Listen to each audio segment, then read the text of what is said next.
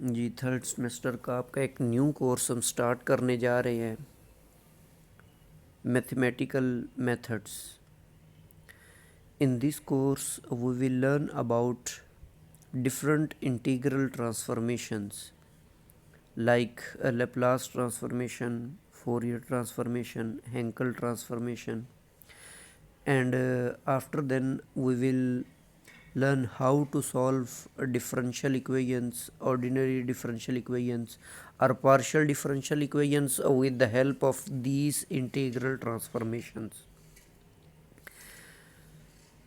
First of all, we define integral transform. What means integral transform?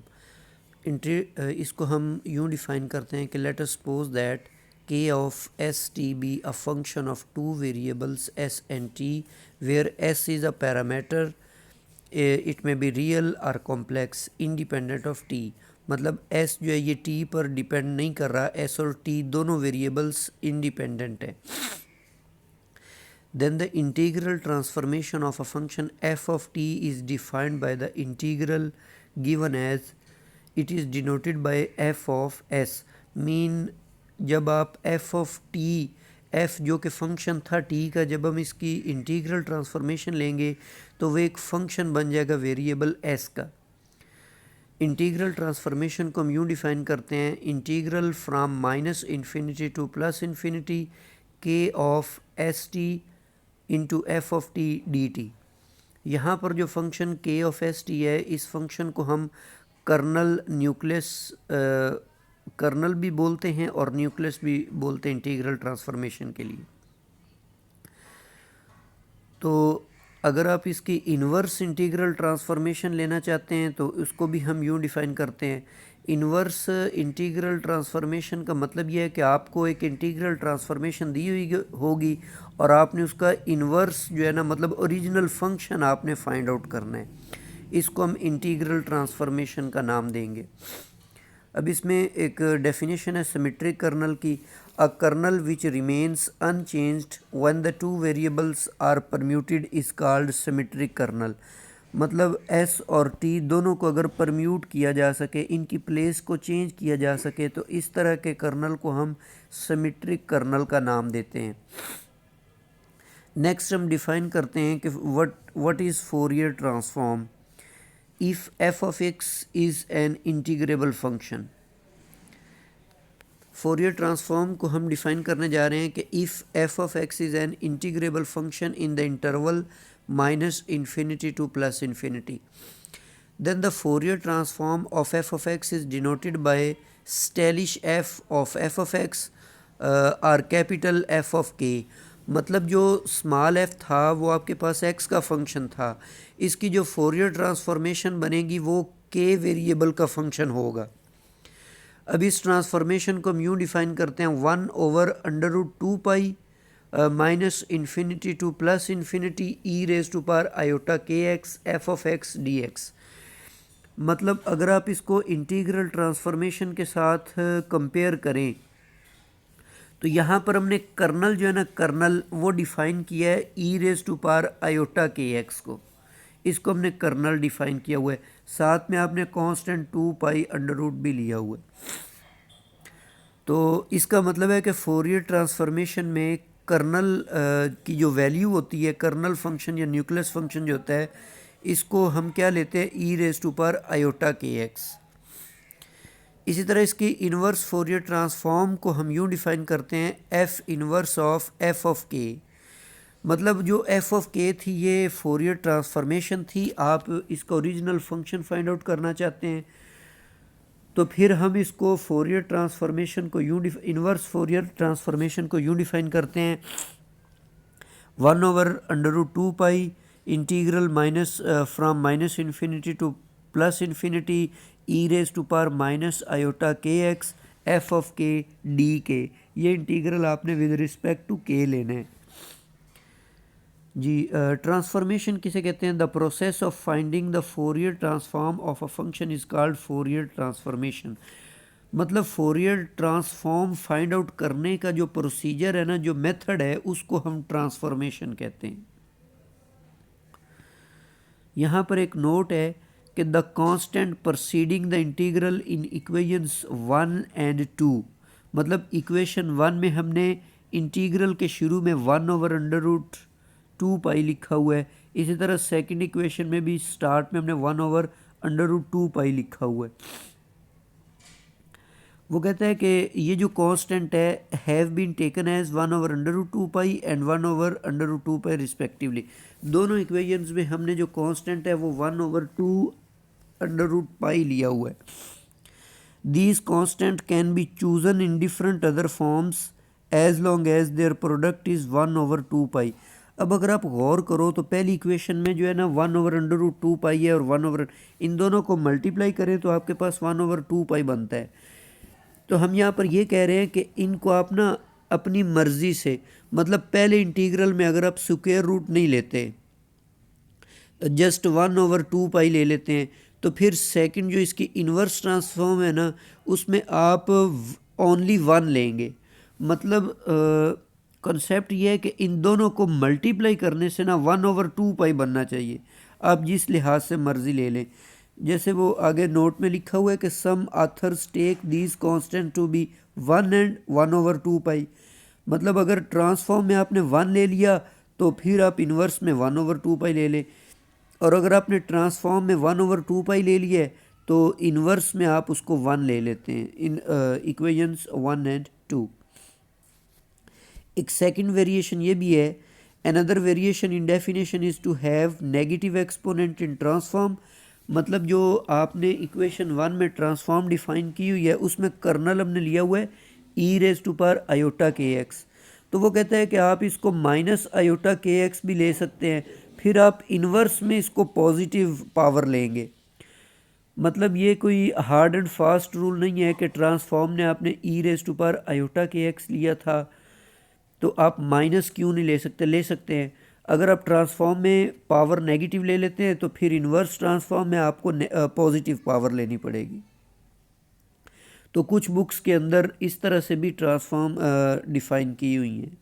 एक example है आपके पास कि find Fourier transform of a function f of x is equal to, define किया हुआ है कि एफ ऑफ एक्स 1 होगा अगर एक्स लाई करे बिटवीन मतलब absolute value lesser equal to A है। तो इसका मतलब है कि जब x जो होगा वो -a और a के दरमियान होगा तो फंक्शनल वैल्यू 1 होगी, और अगर जो x की वैल्यू ये a से ग्रेटर हो या -a से लेस हो तो फिर आप उसको 0 लेंगे।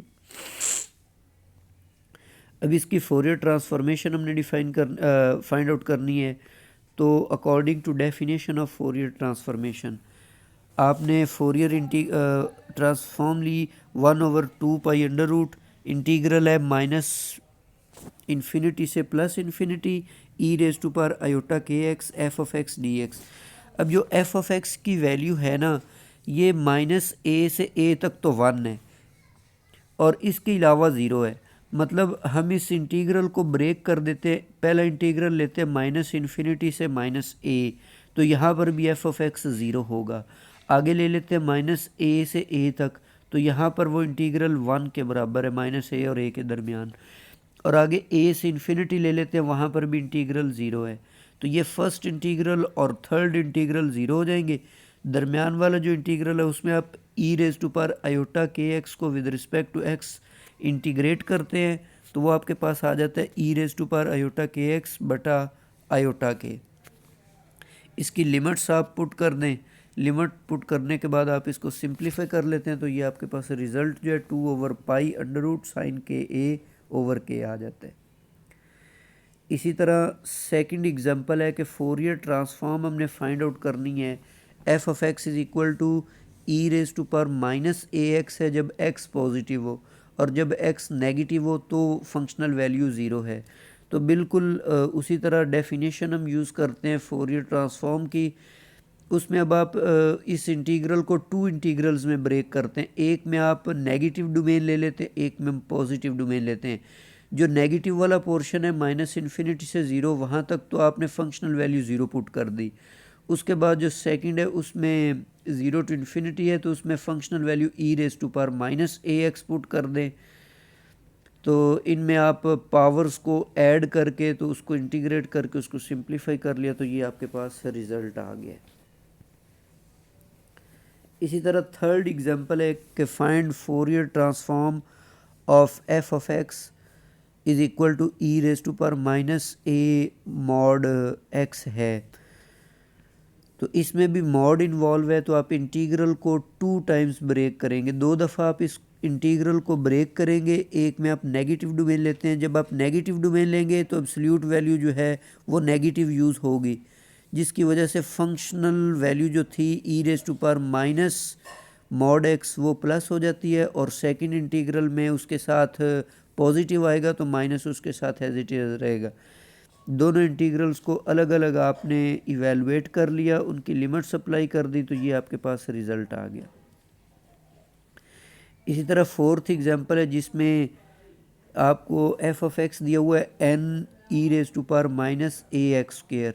यहाँ पर ए और एन जो है ये कांस्टेंट है, तो बिल्कुल उसी तरह डेफिनेशन को अप्लाई करें और फंक्शनल वैल्यू पुट करें n e raise to power minus a x square. N constant था, उसको हम इंटीग्रल से बाहर ले आए, और बाकी ई की पावर्स, ई जो है बेस सेम होने की वजह से पावर्स ऐड कर दी हैं, वहाँ से आपने माइनस ए को कॉमन निकाला है पावर में से। बाकी को आप स्क्वायर कंप्लीट करने के लिए आपने आयोटा के ओवर 2a इसका स्क्वायर ऐड भी कर दिया और सबट्रैक्ट भी कर दिया हुआ है। उसके बाद जो कांस्टेंट वैल्यूज़ को आप इंटीग्रल से बाहर ले आते हैं, उसके बाद एक सब्सटीट्यूशन हम करते हैं कि अंडर रूट ए एक्स माइनस आयोटा के ओवर 2a, इसको हम सपोज कर लेते हैं कि ये y के इक्वल है। मतलब हम x वेरिएबल को जब y वेरिएबल में चेंज करेंगे तो dx भी फिर dy में चेंज होगा, तो इसका डिफरेंशियल लेने से dx is equal to dy over under root a बनेगा। ये वैल्यूज़ इसमें पुट कर दें। अब ये इंटीग्रल हमें ऑलरेडी पता है कि माइनस इन्फिनिटी टू इन्फिनिटी जो इंटीग्रल होता है e raise to power minus y square d y, तो ये अंडर रूट पाई के इक्वल आ जाएगा। तो वैल्यू पुट करके ये आपके पास ट्रांसफॉर्मेशन निकल है। ये एक फिफ्थ एग्जांपल है जिसमें हम फोरियर ट्रांसफॉर्म फाइंड आउट करना चाहते हैं। फंक्शन आपको गिवन है f of x is equal to a over x square plus a square. अब इस एग्जांपल में ये अपने ये इम्प्रॉपर इंटीग्रल है, लिमिट इसकी माइनस इन्फिनिटी टू इन्फिनिटी है। तो इसके लिए हम कैलकुलस ऑफ रेजिड्यू आपने कॉम्प्लेक्स एनालिसिस में पढ़ी होगी, उसके कॉन्सेप्ट्स को यूज़ करते हुए ये इंटीग्रल्स हम इवेलुएट करते हैं। तो केस 1 में हम k को 0 ले लेते हैं, तो ये तो सिंपली इवेलुएट हो जाता है। सेकंड केस के अंदर हम काशे रेजिड्यू थ्योरम को यूज़ करके जो डिनोमिनेटर है उसको हमने फैक्टराइज किया x प्लस आयोटा a और x माइनस आयोटा a। तो यहाँ पर रेजिड्यूज़ का कॉन्सेप्ट यूज़ करके जो आपने कॉम्प्लेक्स एनालिसिस में पढ़ा था, ये हमने केस 2 में भी इवेलुएट कर लिया, इसी तरह केस 3 में भी हमने इवेलुएट कर लिया। ये एक्सरसाइज के कुछ क्वेश्चंस हैं, ये आप ख़ुद ट्राई करें, इनमें से जो समझ नहीं आती वो आप बता दें, मैं आपको सेंड कर दूँगा।